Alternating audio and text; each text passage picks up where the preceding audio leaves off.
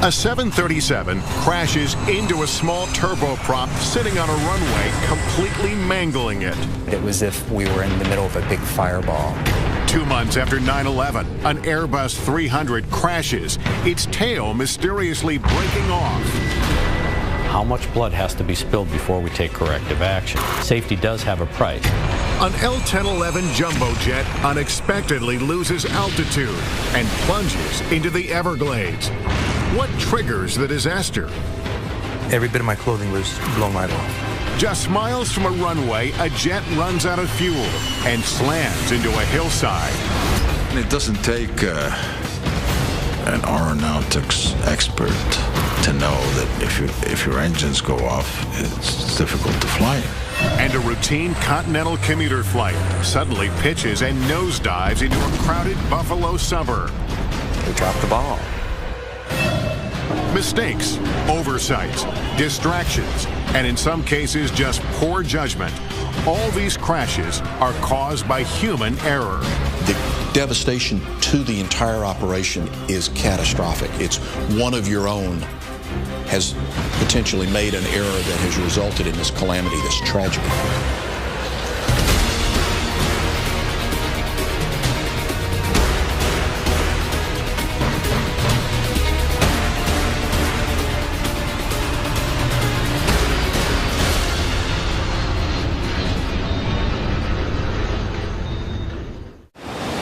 There are many reasons why planes crash: poor weather conditions, mechanical difficulties, and structural failures.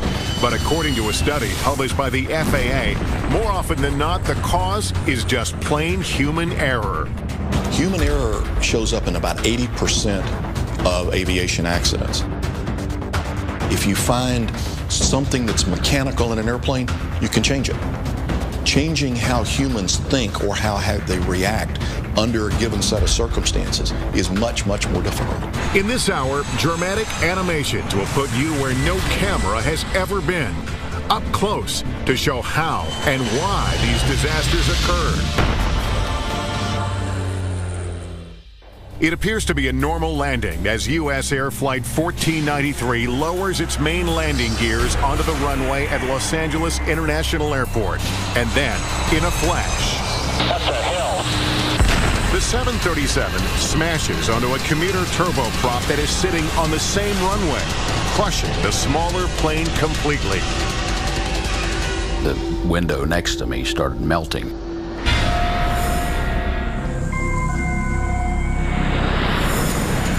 In the early evening of February 1st, 1991, SkyWest Flight 5569, a turboprop carrying 10 passengers and 2 crew members, taxis toward an intersection of runway 24 left. Intersection departures, with particularly for a turboprop, was a means to make their flight more effective, and they could get off the ground faster. At 6:04 p.m., an air traffic controller clears SkyWest onto the runway, but advises the plane to hold its position. And at that point is where one of the big causes of this accident sequence occur. She does not immediately clear them for takeoff. There's a delay. Every second that goes by, there's a mounting threat. That's because minutes earlier, U.S. Air Flight 1493, a 737 that began its journey in Syracuse, New York, had been cleared to land on that same runway. All they see is the menagerie of lights. It looks, in their mental picture, it looks like a normal landing runway. And as they're flying closer and closer, they still can't discern airplane lights from runway lights. They're all the same color. The Boeing 737's main landing gears touch down. Then, as the nose lowers, the landing lights reveal the turboprop. That's the first time the captain sees the plane. That's a hill.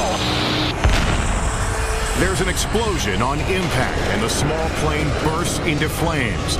But the 737 can't stop. At 70 miles per hour, it skids and finally crashes into an abandoned firehouse.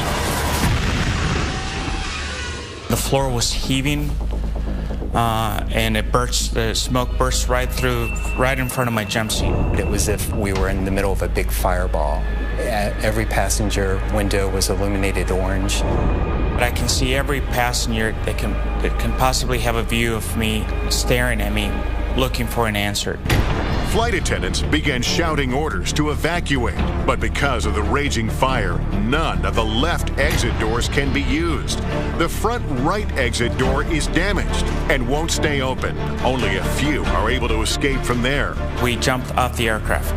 I pushed the first person off the aircraft because I figure it's either you break your leg or you will not see your legs. The right wing exit becomes blocked, leaving only one more exit for passengers to escape, the right rear exit. In all, 67 of the 89 passengers and crew make it out alive. But not everyone makes it through the exit doors. We took a position on the nose of the airplane, and we happened to see that the co-pilot of the plane was trying to get out of the window. I took the ladder, small 12-foot ladder, and put it up to the nose of the airplane. And I was able to take a few steps up and help the co-pilot out, pull him out, and cradle him like a baby, bring him down, and then walk him with another fireman to safety. The captain and the senior flight attendant are among the victims. I remember feeling just a lot of sorrow. That 2 of my crew members died, that so many passengers died. With the focus on the 737, few even know there's a crushed turboprop underneath it. The small plane is twisted and mangled beyond recognition. There are no survivors. I did not know that we hit another aircraft until we were in the terminal, and they were doing triage on us. And I asked about the crew, and they said, "Which crew?" Investigators immediately began the grim task of finding out what went wrong. John Cox, who is now an MSNBC aviation analyst, was an investigator for the Airline Pilots Association at the time. As an aircraft accident investigator, it's one of the tougher ones that I have worked because there were still, some of the bodies were still in there. These things are always catastrophic to work, but it is absolutely vital that a group of people do this job so that we understand what happened and don't have a reoccurrence. While poor visibility from the tower to the runway and glare shining into the tower are part of the problem, investigators focus on air traffic control. Air traffic controllers, as a matter of routine, multitask. 929, take Victor, right turn 31 right and hold short of Whiskey. They're issuing landing clearances, takeoff clearances, so the multitasking on that evening would not have been unusual.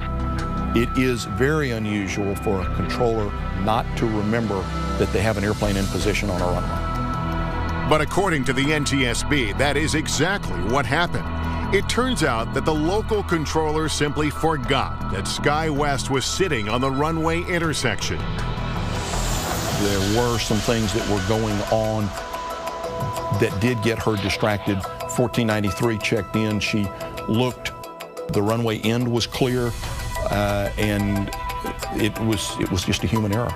I wouldn't expect that anyone on the SkyWest to have ever understood what happened. It was instantaneous.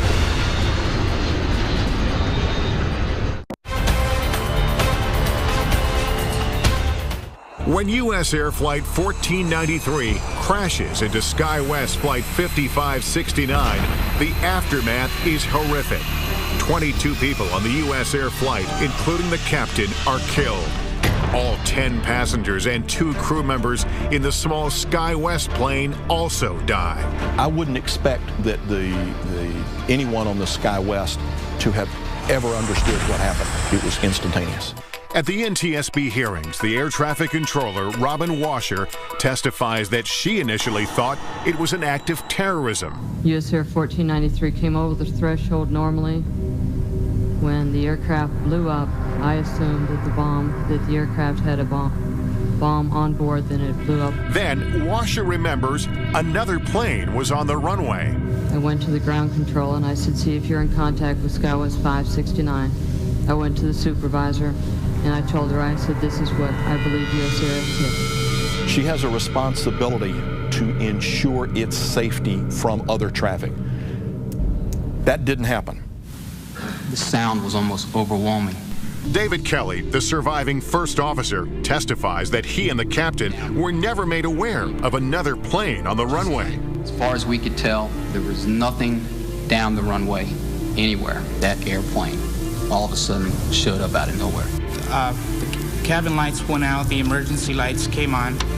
For Flight Attendant Bill Ibarra, who was critically injured, the hearing is an emotional experience. I was filled with gratitude when passengers who survived came over and thanked me for my actions. As a consequence of the collision, intersection departures at night are no longer permitted. And while on the runway, pilots are encouraged, though not required, to remind air traffic control that they are waiting for instructions. These types of procedures were completely capable of being done before the accident. This was a totally preventable accident. Across the country, and nearly 2 decades later, another crash caused by human error. Continental Connection Flight 3407 nears the Buffalo Airport for landing. The turboprop suddenly pitches up, stalls, and goes into a series of terrifying rolls. The pilot fights to gain control, but the plane plummets 1,600 feet into a house. This aircraft was 5 miles out, and all of a sudden we have no response to that aircraft.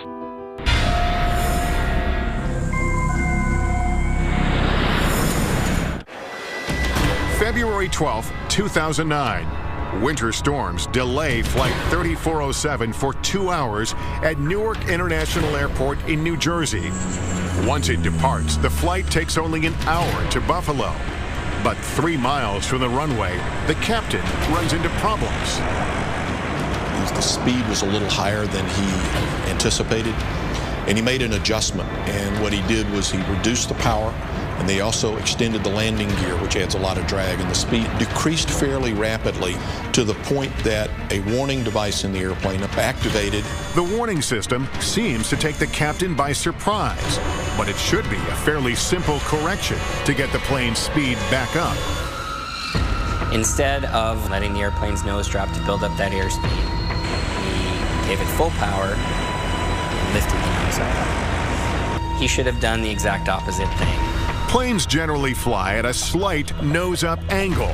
This makes air move faster over the top of the wing than the bottom. This creates the important difference in pressure needed for lift, which allows planes to fly. But with too much pitch, the air pushes against the wing, not flowing across it, causing the plane to stall. And when it stalled, the airplane became unstable. It rolled off to one side, then another. He continued to have the nose up. The plane's stall protection system tries to take over by lowering the nose to gain airspeed. But the captain repeatedly pulls the nose back up, essentially putting the plane back into a stall. After 3 stalls, recovery is impossible.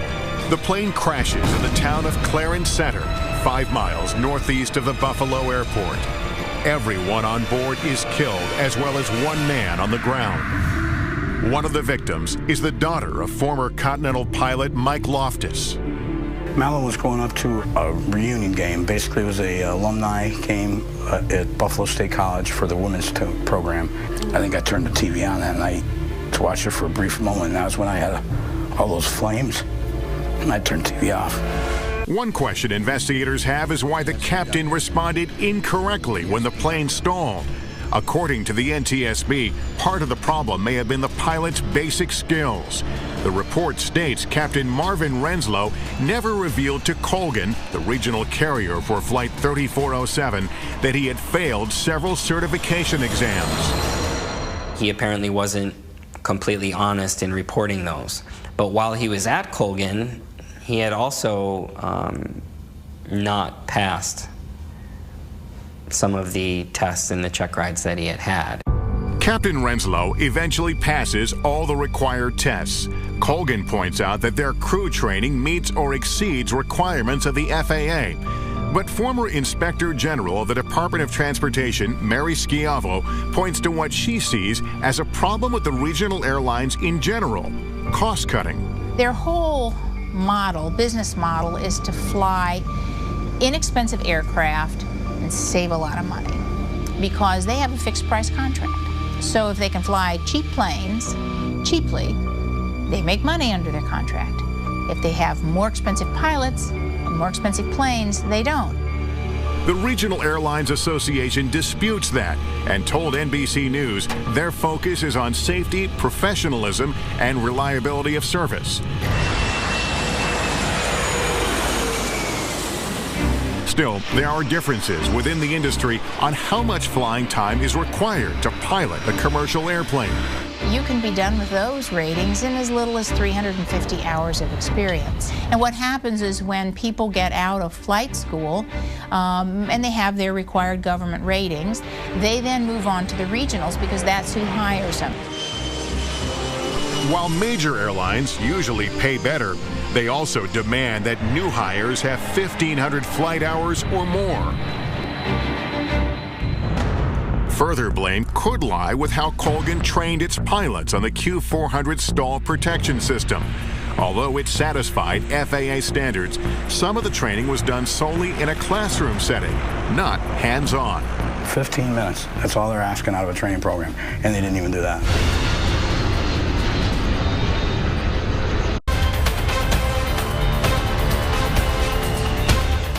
When Continental Connection Flight 3407, operated by Colgan Air, crashes into a Buffalo suburb on a wintry February night in 2009, there are no survivors. The tragedy raises many questions. The airspeed decreased, and after further pitch and roll excursions, the airplane pitched down and entered a steep descent from which it did not recover.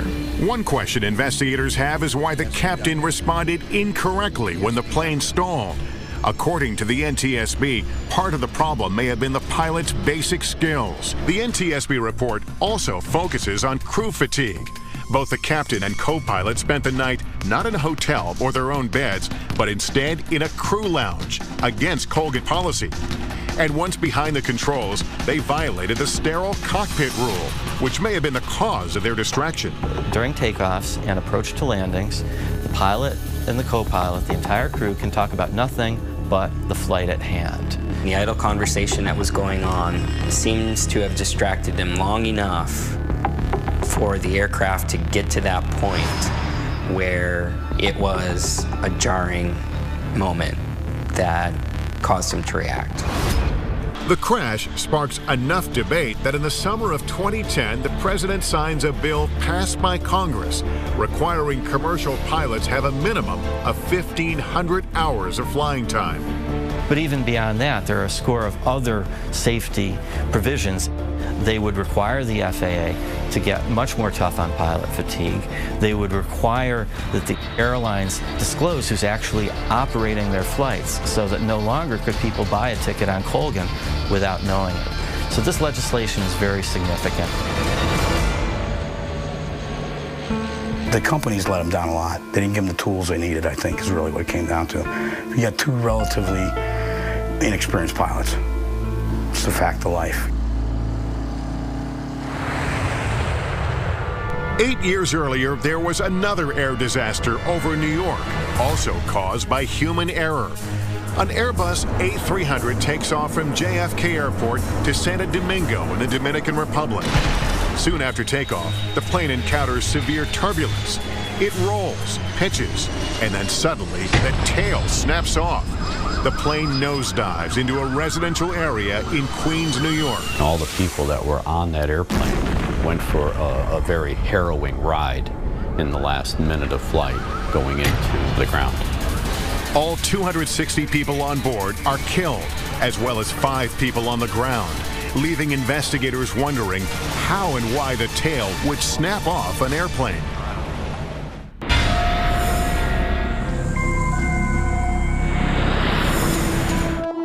November 12, 2001. It is a bright, sunny fall morning as American Airlines Flight 587 climbs into the sky.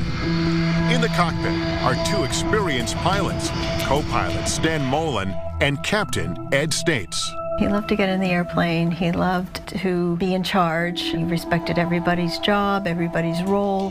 The co-pilot is flying the plane that is about 5 miles behind a 747 on its way to Japan. On the Aircraft 587 Heavy, 1,300 feet. We're climbing to 5,000. Since the Airbus is climbing faster than the plane in front of it, Flight 587 quickly flies into the 747's wake, causing the American Airlines plane to experience turbulence.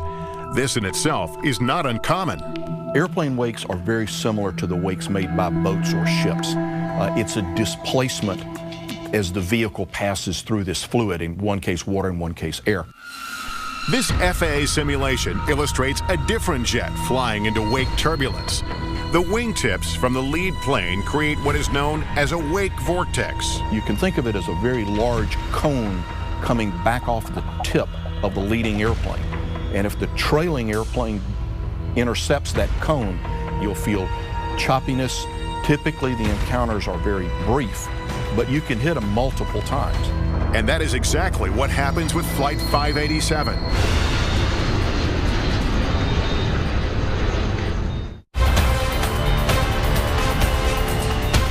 An Airbus A300 takes off from JFK Airport to Santo Domingo in the Dominican Republic. Soon after takeoff, the plane encounters severe turbulence. It rolls, pitches, and then suddenly the tail snaps off. The plane nosedives into a residential area in Queens, New York. All 260 people on board are killed, as well as 5 people on the ground, leaving investigators wondering how and why the tail would snap off an airplane. The co-pilot is flying the plane that is about 5 miles behind a 747 on its way to Japan. Since the Airbus is climbing faster than the plane in front of it, Flight 587 quickly flies into the 747's wake, causing the American Airlines plane to experience turbulence. This FAA simulation illustrates a different jet flying into wake turbulence. The wingtips from the lead plane create what is known as a wake vortex. There are 2 wake encounters. Although invisible to the eye, they are displayed here in our animation. The first wake causes the plane to roll to the left, and the co-pilot quickly puts it back on course. But then, 15 seconds later, the plane is caught in a second wake. When this pilot got into the wake turbulence, the airplane started to roll. He put in flight control corrections that he thought was necessary to get the airplane back to a wings level state. But instead of leveling out, the plane moves violently on all 3 axes of flight. Left and right rolls, side-to-side motion, and up and down. Then, the unthinkable happens. The tail snaps off. The plane banks left and plummets into a residential neighborhood in Bell Harbor, Queens.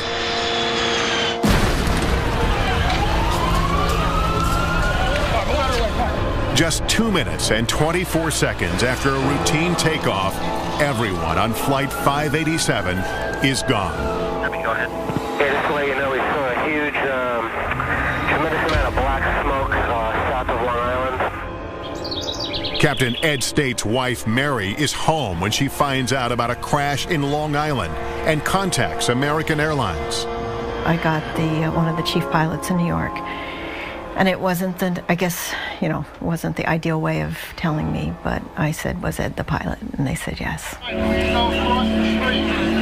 A devastating loss of life, a horrible scene in a residential neighborhood. It looks like a war zone. If you've seen anything on television, it's just terrible. Just 2 months after 9/11, people are wondering, could this be another terrorist attack? Everyone should remain calm. We talked to the White House several times. There's air cover. In this anxious climate, the NTSB works to find the reason the tail of the plane broke off. The scars from 9/11 are still very raw. The industry was recovering. Traffic was down. People were apprehensive. It was a period of time that, after 40 years of being in the industry, I've never seen before or since. I see the plane. The engine fall down. 2 months after the attack, another plane is down. And at first, an act of terrorism is feared. We've preliminarily put the city on high alert, so we've closed certain things down just to make sure that we find out what this is all about. Former Inspector General of the Department of Transportation, Mary Schiavo, followed the investigation. That was everybody's first thought, but there were a number of clues, and they came out really quickly that it wasn't, because you had the cockpit voice recording. And then when they found part of the plane was detached from the plane itself, I mean, you knew right away, because pieces of the plane just are not ever supposed to fall off. Once terrorism is eliminated as the cause, investigators focus on why the tail broke off. It takes more than 2 years before the NTSB findings are released. According to the report, the cause of the crash is the separation of the tail or vertical stabilizer due to the first officer's excessive use of the rudder pedal. The entire vertical fin, which is the vertical stabilizer as well as the rudder, separated from the fuselage, and the airplane at that time became no longer controllable. Normally, pilots only use controls called ailerons and flight spoilers to roll the airplane to wings level. These are panels located on the wing. The co-pilot does this, but he also uses the rudder. This is the panel attached to the vertical stabilizer, or the tail. It moves the plane from side to side. The rudder is operated by moving 2 foot pedals on the floor of the flight deck, forward or back. It was his reaction and the overuse of the rudder during this encounter that generated forces that were large enough to actually snap the fin, the vertical fin, off. MSNBC aviation analyst John Cox is satisfied with the findings, but the report is controversial. Aviation safety consultant Greg Feith believes a closer examination is necessary. It's easy to say that the pilot put too much. The question is why, and that question to this day still hasn't been answered. The NTSB in its public hearing actually identified 11 events that had taken place involving these high loads where the vertical stabilizers fortunately did not separate. So now you have a trend here, you have a history, you have a historical record. But what I see in their investigation was they looked at all of these things in isolation rather than trying to find not only why the loads occurred, but how they occurred. And Mary Schiavo believes there is another issue. In their accident investigation, they have to rely on the manufacturers. And therein lies the problem. They had to go back to Airbus and say, hey, Airbus, what happened to your plane? And Airbus said, well, it was the pilot.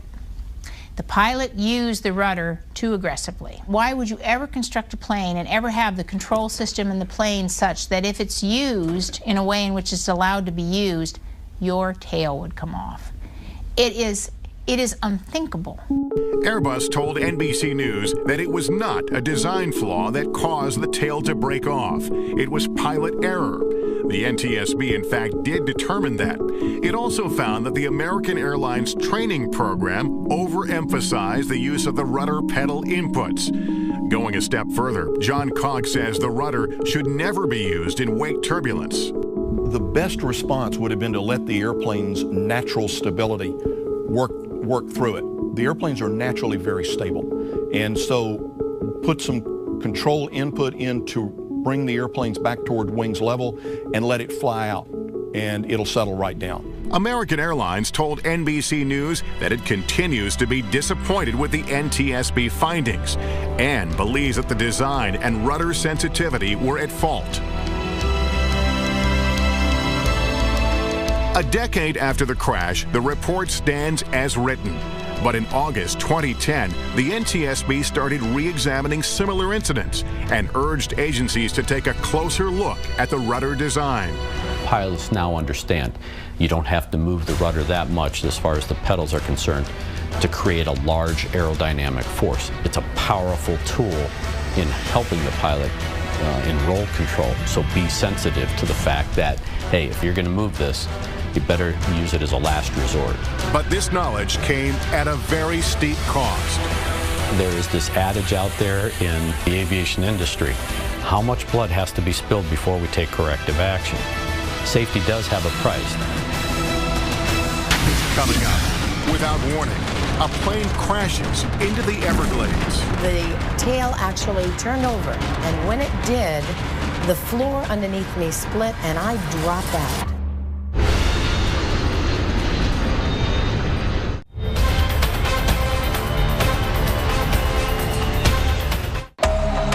A jet is flying over the Florida Everglades while the crew is trying to fix a problem with the nose gear.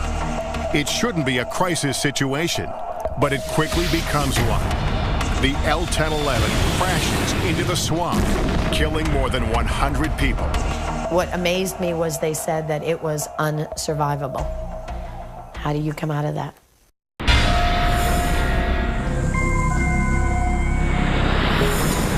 December 29, 1972. Eastern Airlines Flight 401 is on the final leg of its flight from JFK to Miami International, carrying 163 passengers and a crew of 13. Ron and Lily Infantino were just married 20 days before and are now returning home from their honeymoon. It was a perfect flight, smooth, calm air. It was just a very dark night. The L-1011 is just 5 miles from the runway when the pilot extends the landing gears.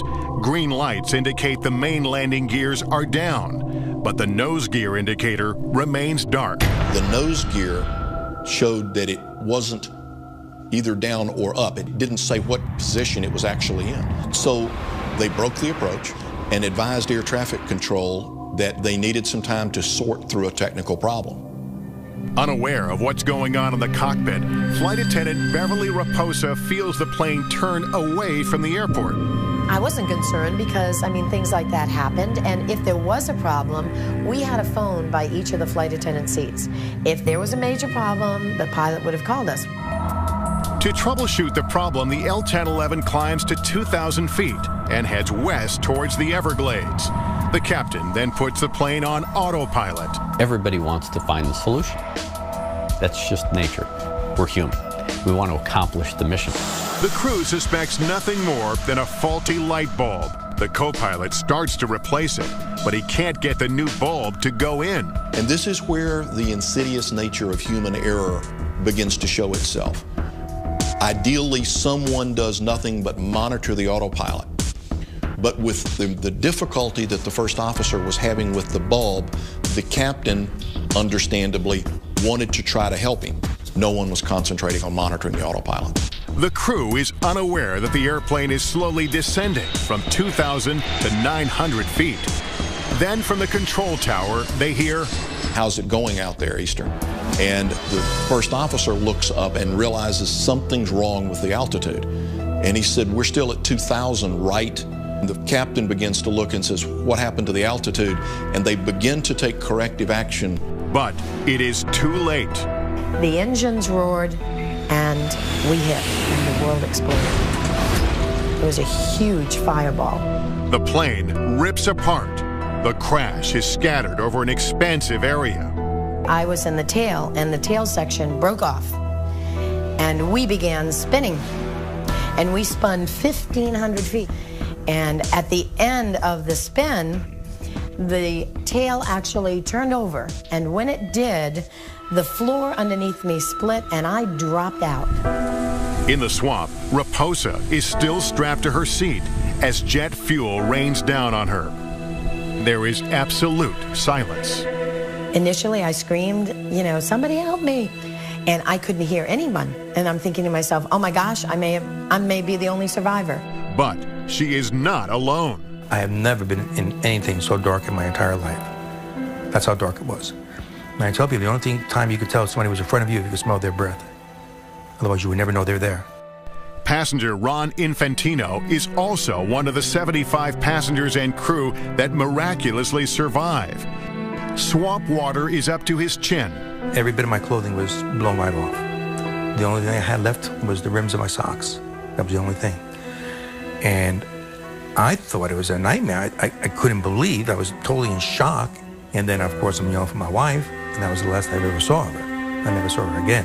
Ron's wife, Lily, actually survives the impact, but is knocked unconscious and drowns face down in the water. The captain and co-pilot are also killed, along with 98 others. But what caused the plane to crash? The mystery lies in why the autopilot suddenly failed to hold its altitude. It turns out it wasn't a mechanical failure, but rather human error. According to the NTSB report, when the captain leans across to help with a light bulb in the landing gear indicator, he hits the control column, shutting off the autopilot. The warning chime went off, but no one seemed to notice. The crew not only didn't respond to it, they didn't actually hear it, or if they did, they didn't process the significance of it. It turned into a fiasco. Everybody was concentrating on this light bulb. Further deepening the tragedy, investigators discovered the nose gear had been down the whole time. It should be noted that planes can still land safely with just the main landing gear like this. But aviation experts say the crew followed the correct procedure. Pilots always carry reserve fuel on the airplanes so that there wasn't a pressing time criticality of we have to go land now. If they landed with the nose gear up, it's going to cause damage to it. It's going to be out of service for a period of time. There's going to be an investigation.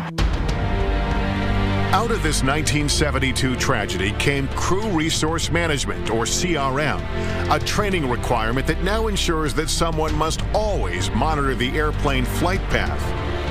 If there's a problem today, that crew resource management means the captain has to designate somebody to stay in control of the plane while they try to resolve the problem, whether it's in the cockpit or whether it's in the cabin. Improvements have also been made to the autopilot. The warning system is louder and more force is required to disengage it. They were so distracted with the light bulb that nobody, literally nobody, was flying the plane. Could you imagine?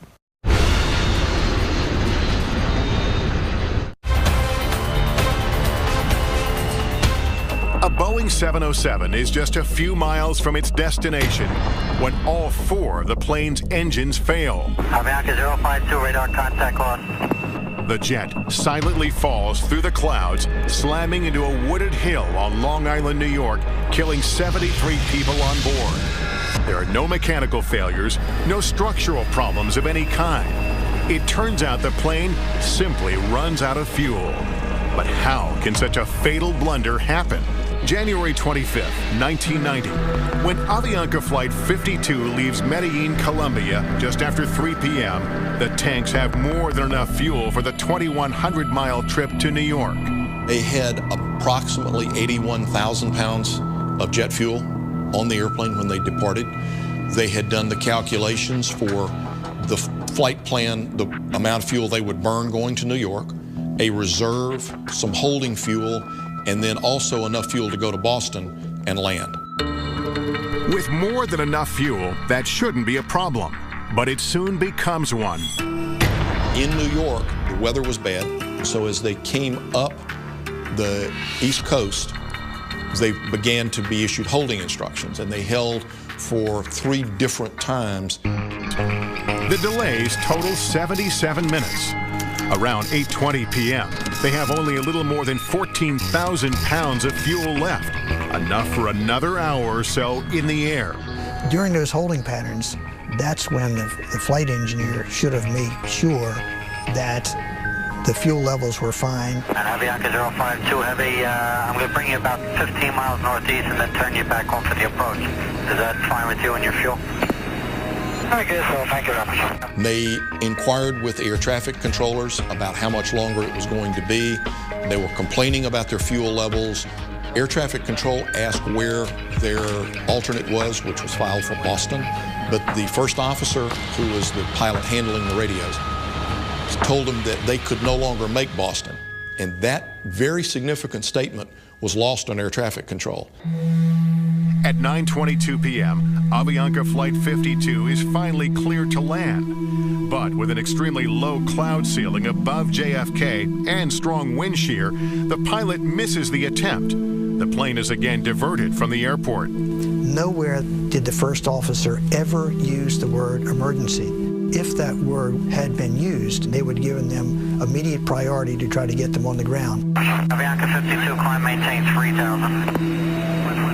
Negative, sir. We're just running out of fuel. Okay, 3,000, that'll be good. Okay. At 9:34 p.m., Flight 52 runs out of fuel. The engines flame out. Passenger Nestor Zarate remembers that horrible silence. The lack of that noise it's a horrendous impression because you have the wind against the fuselage. So at that moment, there was pandemonium.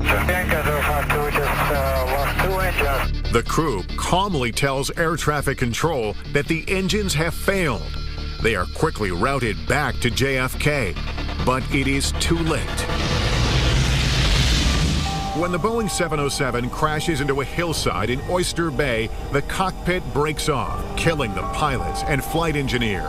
They are only 16 miles from the airport. Come on, somebody get the back here. Miraculously, 85 of 158 people on board survive impact. They are pinned beneath the wreckage, but there is no fire. Clearly, if the plane had been filled with fuel, they would have been all incinerated. The NTSB report says the cause of the crash is human error, that simply the flight crew did not effectively manage their fuel or convey how low the fuel levels were. When we talked to the controllers today at the TRACON, none of them were aware of the priority concern and the fuel concern. The crash of Avianca Flight 52 shows that despite dramatic advances in aviation technology, clear communication from the cockpit to air traffic control is key to a safe flight.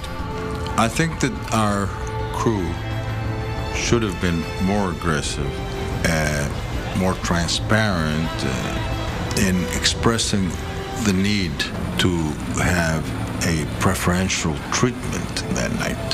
Astonishingly, many of these crashes, as we've seen, were survivable, but recovery can be a lifelong process.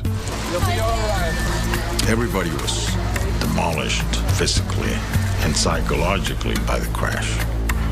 So surviving a crash is a miraculous event, and one has to be grateful that God or destiny or is giving you a second chance, but there's a price to that.